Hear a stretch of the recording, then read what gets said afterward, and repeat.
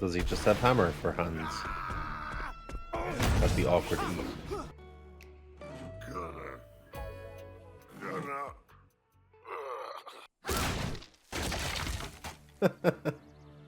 Sorry about that, kid. I'm not really good at doorknobs.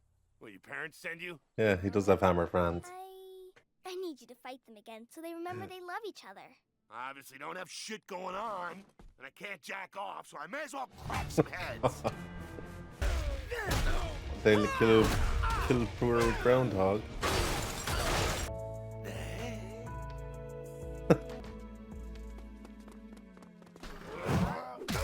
Wait, stop! I made him do it. I said I'd call him a pedo. He's a pedo?